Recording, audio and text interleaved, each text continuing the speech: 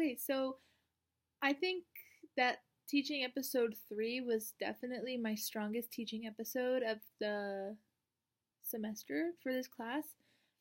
I felt really confident and in what I was doing and how I was structuring my lesson, and I also felt confident in the way that I was presenting the information. Aside from me not being able to read key signature and playing an F natural instead of an F sharp on my trumpet when I'm trying to play the song, I think I did pretty good. I think me in the past would have saw this lesson and just like had them play it and be like, "Oh, make that staccato, blah blah blah," instead of like having an articulation exercise based off of the song. So I'm glad that I did that because it kind of helped, like especially with me playing the staccato eighth notes the way I wanted them to be played in the articulation exercise. It gave them a better understanding of how they should play it instead of me just like talking at them. And I definitely think I did a good job of not talking too much this time. Like still there's like a couple times where I'm like, what did I really need to say that or did I really need to elaborate?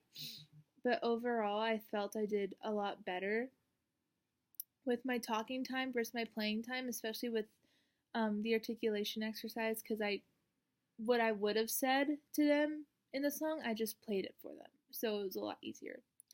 What didn't go so well?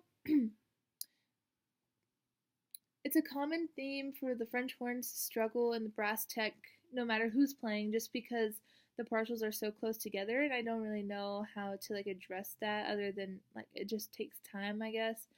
Because like what I noticed is that the French horns were kind of struggling, and it was hindering their ability to play the right articulations and everything.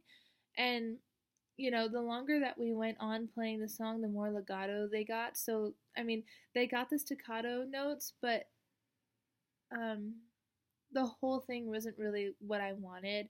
So, I guess I could spend more time doing that.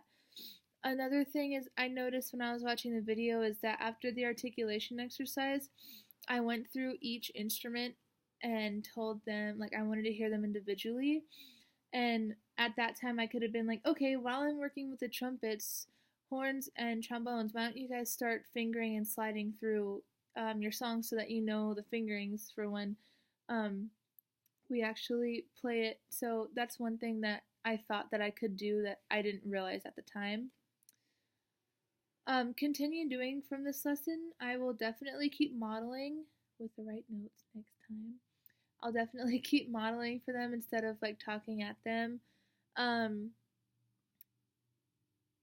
Rethinking things that I did, I could,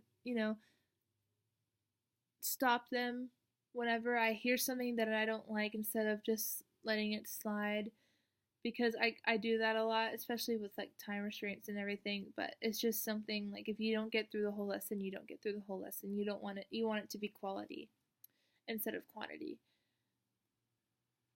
And yeah, one thing I could do to help move my students towards better achieving my learning objective, I think just making sure they're all individually getting it.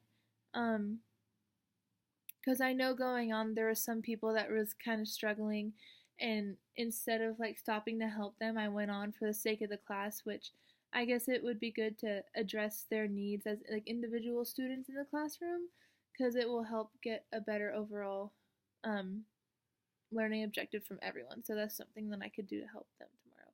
But yeah, overall, this was my favorite teaching episode, and I think I've made a lot of improvements since the first two, but I still have some room to grow. A lot of room to grow.